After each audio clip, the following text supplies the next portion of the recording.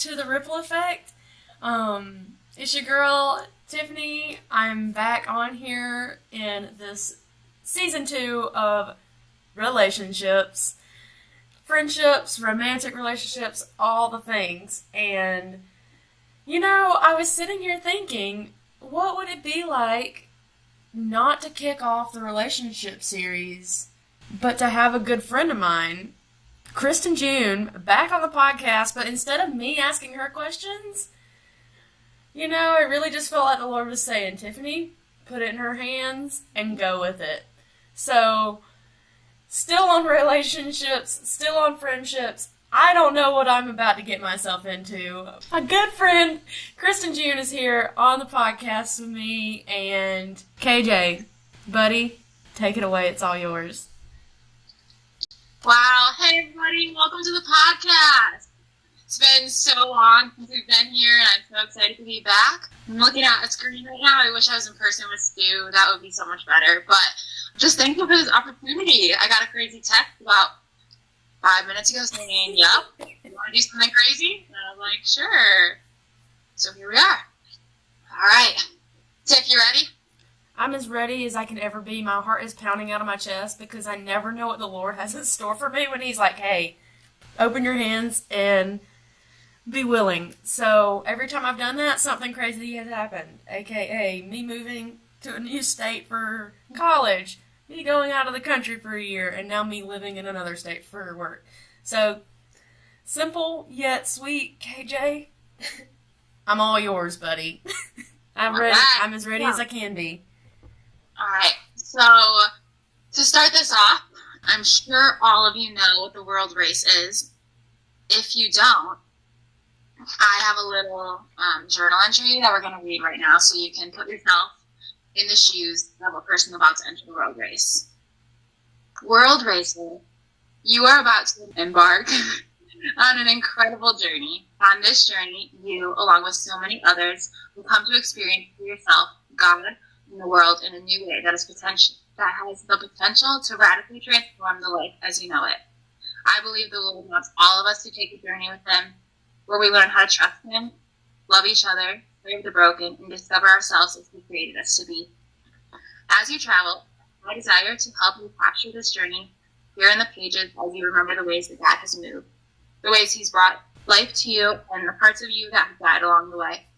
I want this journey to serve as a container in which you reflect on this experience and persevere and preserve it so that nothing will be lost. Reflection is a tool that helps us transfer experience into learning and transformation, and we want to help you reflect well so you can grow and change in the experience as you really become who you were created to be going forward. So, Stu, with that in mind, let's go all the way back to the beginning. Back in 2019, where did this journey start for you? The world race? Yeah. Oh, How'd you hear about it? So, when I heard about the world race, I was actually in high school.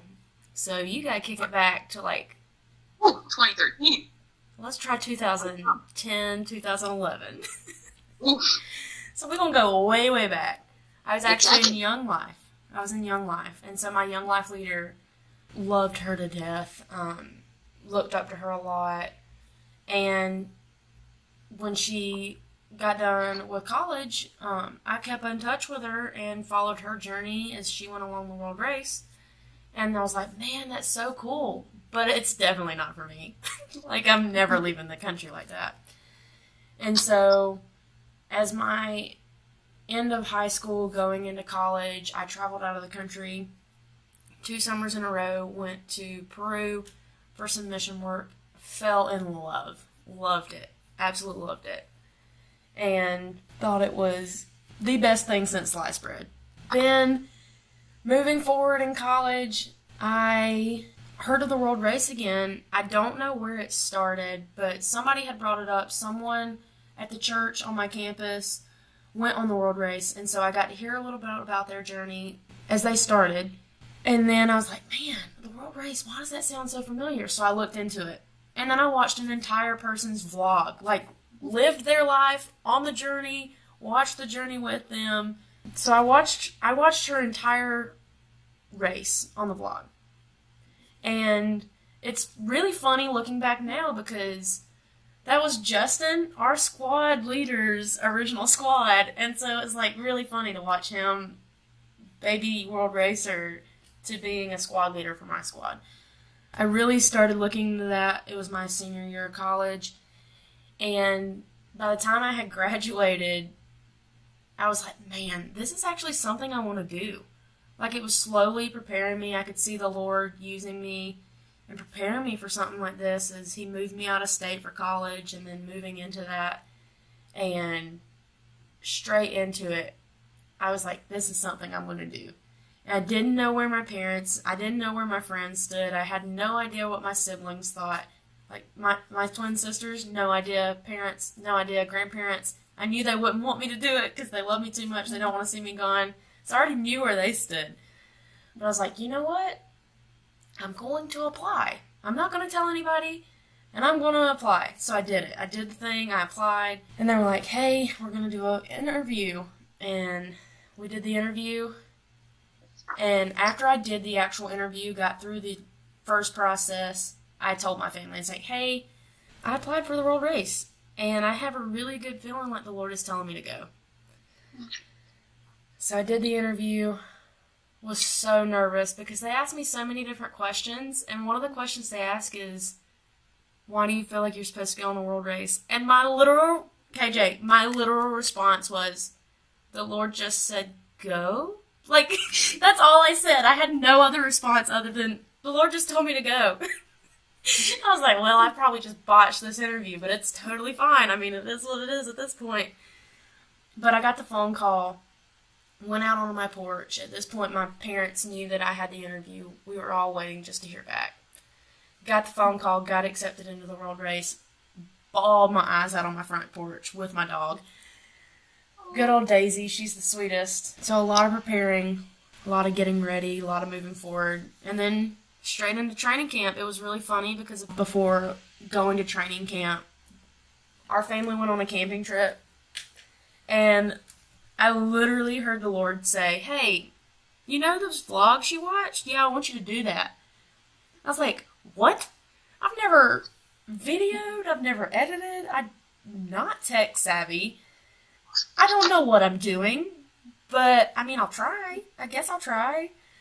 So, it was really funny because now I can look back and be like, hey, I did video my entire race. And I can not only look back on that for memories for myself, but a lot of my squad mates look back at it, and parents also got to keep up with us as we were traveling, so it's just really cool how a lot of my ministry came from videoing, and I didn't even know that at the time. But, yeah, that's how I kind of really heard about the road race, and then took a leap jumping into it right after that. Love it. Love it. Yeah, my mom loved those vlogs. I also love them. Still watch them when I feel bad.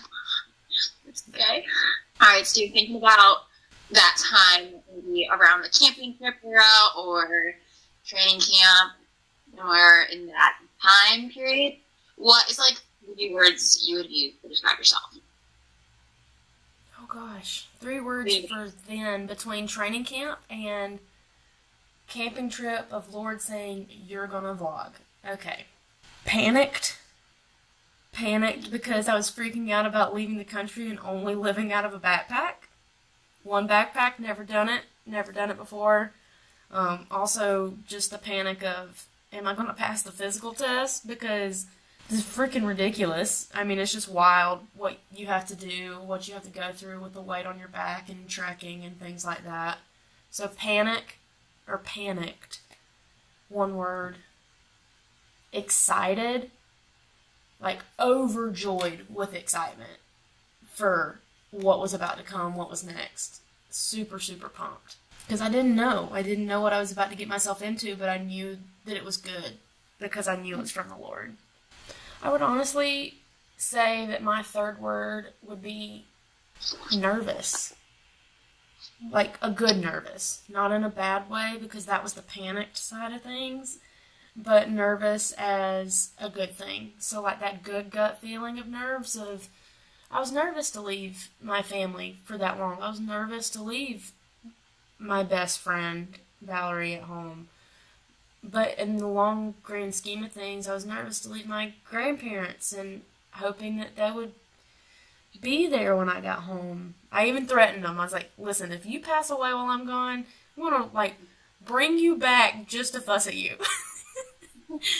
But, no, nervous in the way of, I know this is right, but I'm still going to miss the little things. So, I would say panicked, overjoyed, excited, and nervous. That's a big range of emotions. I was feeling all the things, buddy. I was feeling it all. Mm-hmm. It's so real. How are you feeling today? Oh, gosh. Today, I'm a little tired, Work was long. I work with at-risk youth on a nonprofit campus, and we had a couple youth act out today. And so, handling that was fun. I also ran a basketball practice because I'm coaching one of the boys' basketball teams, so I was a little wore out from chasing them and running with them up and down the court. So, a little tired, a little bit of everything. Glad the work day is over and my weekend is ahead of me. Okay, so, fun fact, this little journal thing skips right at training camp. Oh, that's cool. I was like, so much fun. I was like, wait, but training camp. You want to explain what training camp is for the people? So, you want me to explain training camp? Do you think it's necessary to understand the race? If we can. I can give you, for everyone listening, I will give you the brief synopsis of training camp in the mindset of Stewie. So, if Rambo was a missionary, that's training camp. Love it. Family-style meals of you don't know what you're eating, straight up worship like nobody's business. You are in the Word all the time. By the end of it, you are so drained, but so on fire for the Lord, it's so wild. You go through a lot of different scenarios that honestly will prepare you for the race. Busy market scenes, hiking, sleeping in a tent the entire time you're at training camp. And if you're lucky enough, like our training camp, it's going to rain so solid, constant, every single day of the 2 weeks you're there, except for like one. So, nothing was ever dry. But it's okay. Because every day. Training camp was so busy that by the time you got to your tent, you were so exhausted that you slept. And you slept just fine.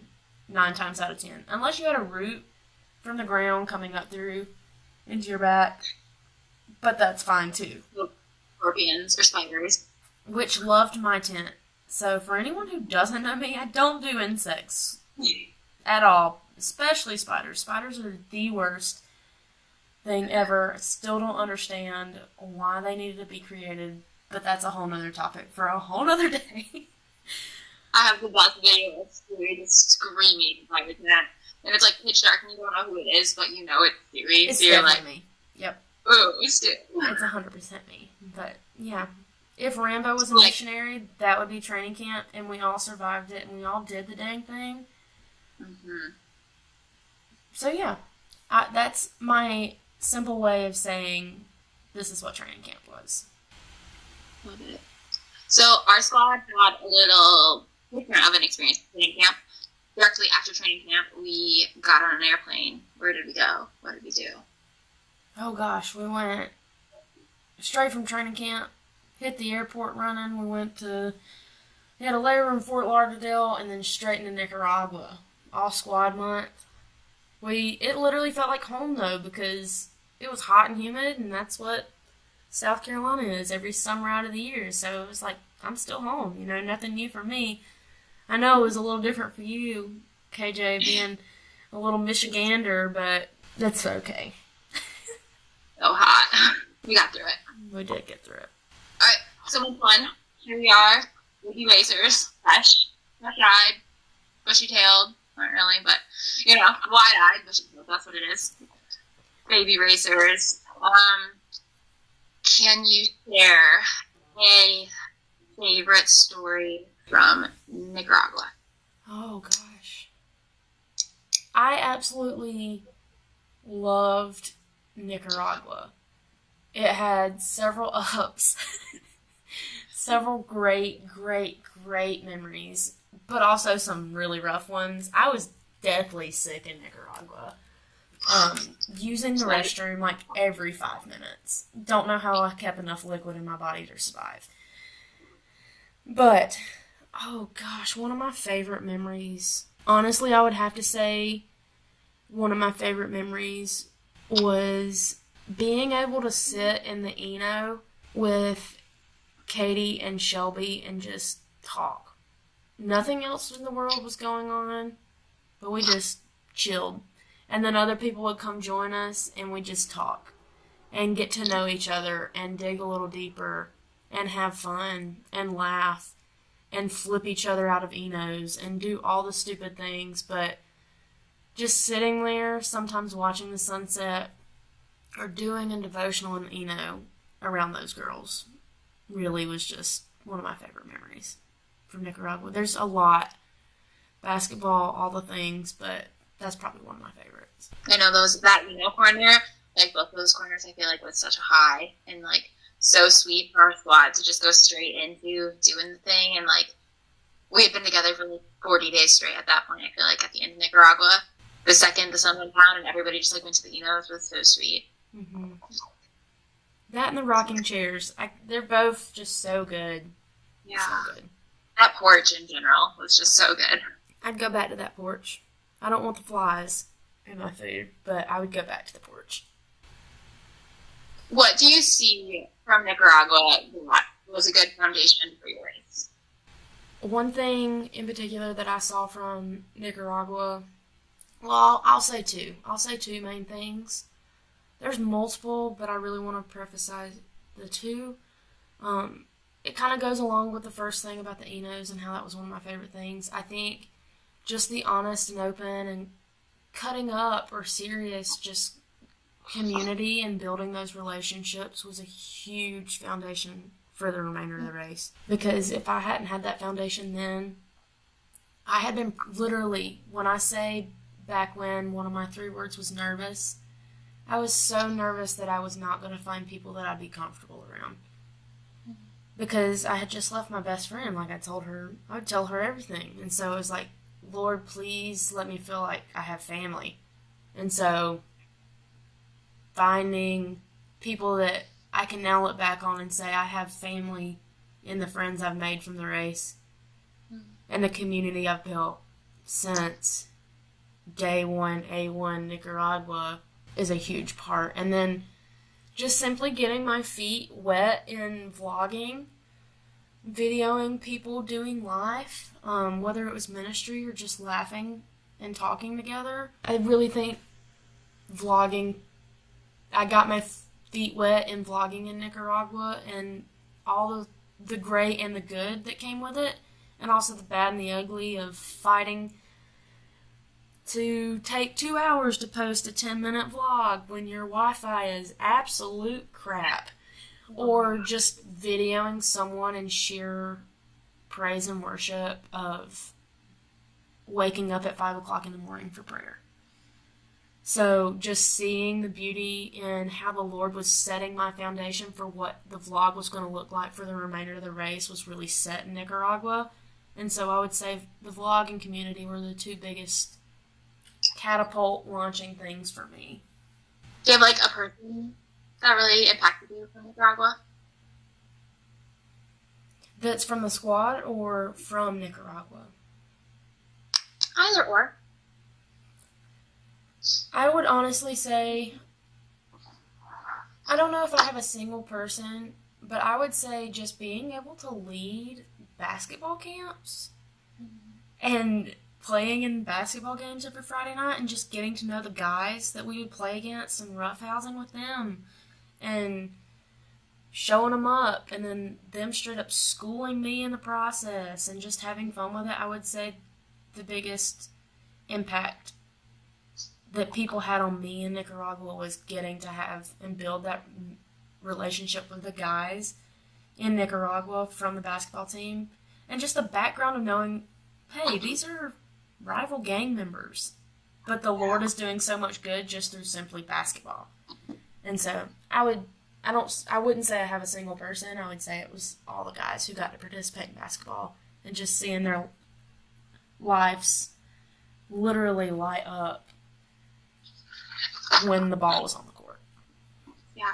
Wait, I actually love that basketball impacted you so much in Nicaragua, because for me, I'm like, basketball happened, whatever. But, like, you did the whole thing from, like, painting the lines and, like, stripping the... I was about to say, Stream Team, man. Stream Team was on it.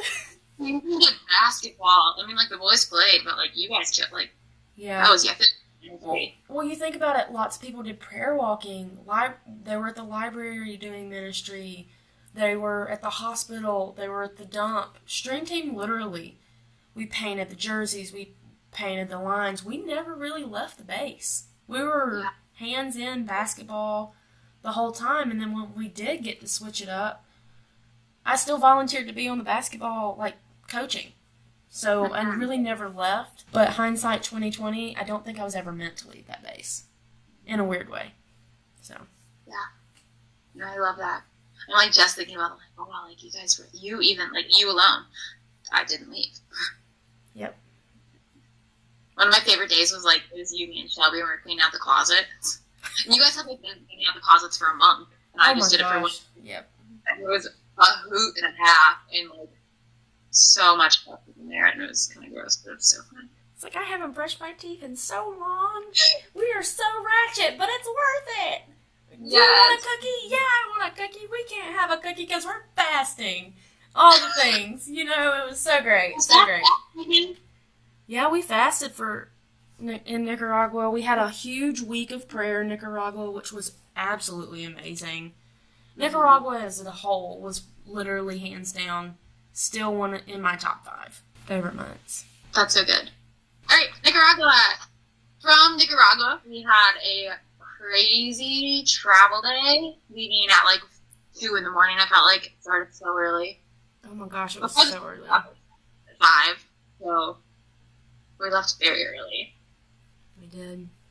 Where did you go from Nicaragua? Nicaragua! Ooh, we left from Nicaragua, we jumped on a bus, and we hightailed it down to Costa Rica, which was no longer an all-squad month, and it was just our team. It was just Stream Team. Everybody was spread out all over Costa Rica, and we ended up, as a team, living... Okay, so let me set this scene.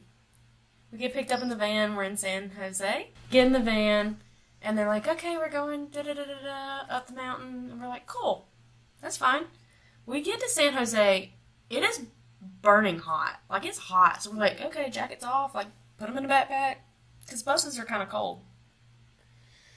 Get in the van, going up the mountain. We get there, and we see this beautiful green grass garden. Like, we are up in the mountains. Like, volcano right beside us. And we get up there, pull in, van pulls in onto the grass, we get out, and we see this beautiful house right behind, like, this garage shed, and we're like, oh, cool, there's the house, you know, the shed, the garden, awesome. We just thought we'd be working on the garden. Host comes up, pulls up, you know, after we're dropped off, we put our bags down. Best first meal ever. It was so good. Then we had great conversation, and we're like, okay, so where do we need to check our bags? And we're all like slowly walking towards the house, and he's like, here's where you're staying, and he opens the shed door. No and way. It's just straight pallets. It's wooden pallets like you'd see at Walmart on the floor.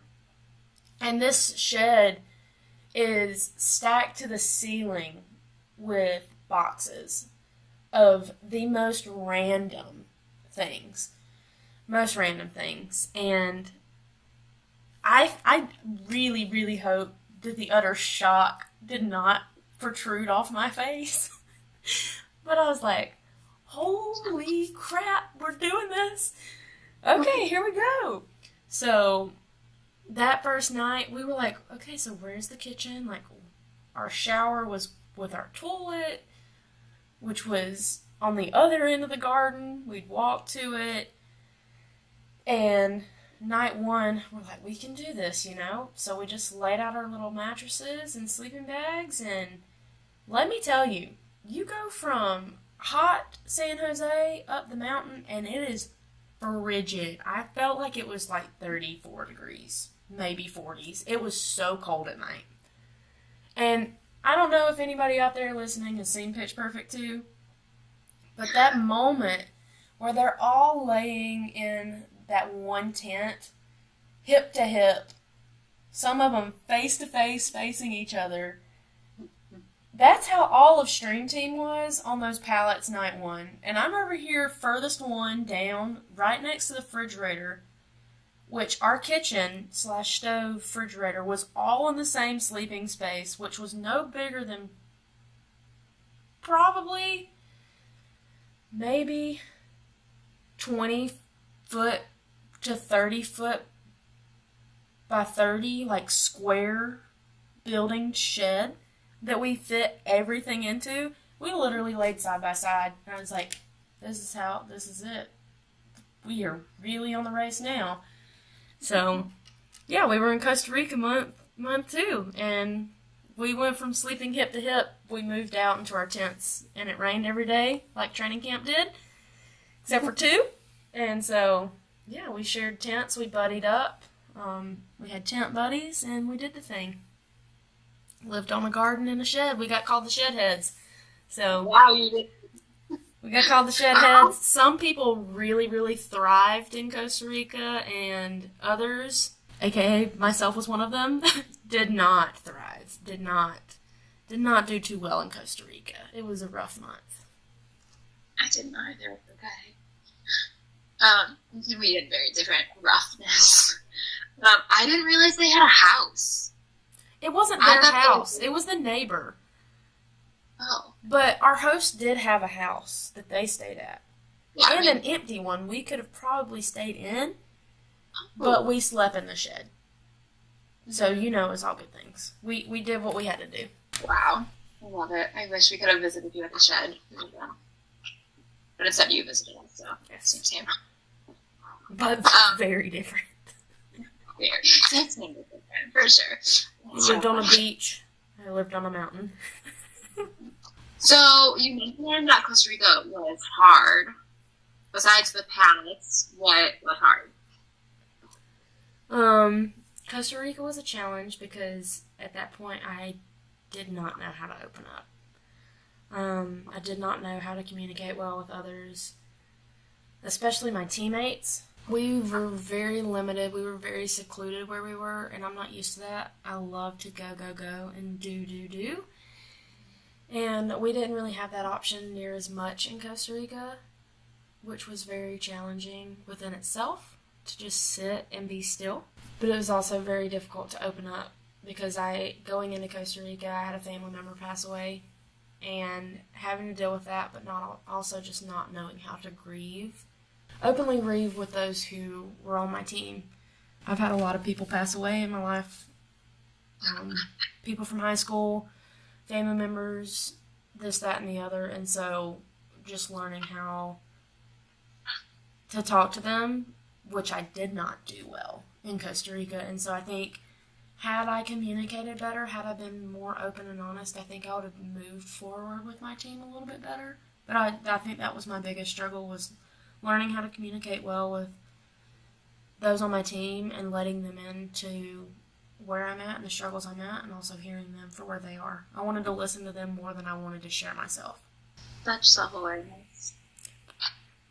I can look back and see it now. At the time, I did not see that. Yeah, that's a hard part. What was it that, was it Taylor or was it Carson or Mayor? Somebody spoke something over you? I think it was Taylor. Yeah, so Taylor, before Taylor left, Taylor gave me a sheet of paper that she had, and to clarify, Taylor was my alumni team leader for our stream team. Taylor gave me a sheet of paper that she had written for herself on her race, and it says, being known is worth it. And so to this day, I still have that in my wallet, and it's amazing to see back then to now, how far I've come, and knowing, like, no matter how sucky my life is or how great my life is, just letting people in and knowing who I am personally as a person is worth it. And seeking people out and letting others know that no matter what they're going through, knowing they're known and allowing them to feel they're known and they're worth it is huge. Because, I mean, that's what Christ did for us. And so that was a huge, huge part of my race, was just learning what it's like for people to know me better and knowing that I'm worth it. Shout out to Taylor, if you ever listen to this podcast. Gosh, you are so worth knowing. Like, I'm so thankful to have you in my life. It's just so incredible. Thanks, buddy. Life would be so boring and, like, without Stu. So, you just bring, like, a element of joy and peace to all of people's lives. I appreciate it. Find yourself a KJ. If you don't have a KJ in your life, go find one, because you deserve a KJ in your life. Mm-hmm. You need a Stewie. Stu face. You got me on the podcast, y'all. Not going anywhere. Do you want to share anything else with Rita? Like, I know, slower, introverted time with the Lord. It was a very introverted time. It was, well, I wouldn't say introverted time. I would say more along the lines of, it wasn't as much. So if you were to think back to Nicaragua, we were physically going and doing constantly every single day. Whereas when we got done with Nicaragua, we left, we went to Costa Rica. It was like huge. Put the brakes on, stop, halt, spend time in the Word for a huge portion of the day. And so it's just a different form of ministry that we haven't been a part of yet. And so it's just trying to figure out what ministry looked like for us that month. Even if it meant walking a long ways down the mountain to a random house to get ice cream from people who bought ice cream just so we'd buy it from them. So just random things. We did have a dog in Costa Rica named Charlie, which was Shelby's angel dog. She loved that dog. That dog was absolutely the sweetest. We're still not sure where Charlie lived, but when we needed Charlie the most, Charlie always showed up and was the cutest thing ever. Oh, I love that Shelby got that. So, we had a Costa Rica debrief. Costa Rica debrief was a lot of crying. A lot of coming to terms with what happened in Costa Rica and just moving forward. I had a lot of people come alongside me and really support me to get me back on my feet after what I went through in Costa Rica. And so it's a blessing to have people and friends in your life who seek you out and are willing to help you through it. And not push you forward, but just be alongside you through the ride. That was my Costa Rica debrief. What is the best feedback you got on the race? Holy smokes. I've gotten so much feedback on the race. I think I still have to go back to what Taylor said with the being known as worth it. As a whole, that was one of the biggest overarching things from my race. And not even taking that just from when Taylor gave it to me, but slowly as people from Stream Team or from the squad, just Stream Team included, and then dispersing out to certain people from the squad, just slowly over time telling me, like, how much I mean to them, or that I am loved and that they love me was a huge thing for me. And so I would definitely round it out to the best advice I got was that me being known is worth it and that people do love me. So that's the best advice that I got from the race. And so, yeah. Yeah, Stu. I love that Taylor spoke out every month, too. And then for month 3, and you continue to see that. Just shape the rest of your journey. And, like, you're getting to walk that out now. And, like, you've been going into new seasons of your life. Like, do you see where you're at now? Home for a year, living in a new state, new coworkers, new job. Like, do you see yourself still living that out? For me, living it out now, it definitely looks different being home. It's given me the blessing of getting to travel and see friends and just loving on them and being loved in return.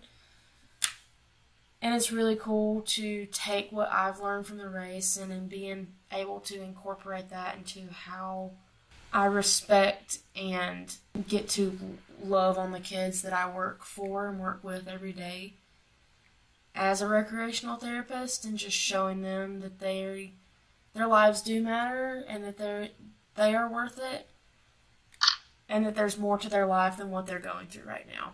I can definitely relate to the kids more now than I would have been able to a year ago. So I kind of want to skip Panama. Skip over the ocean. What? Across the ocean.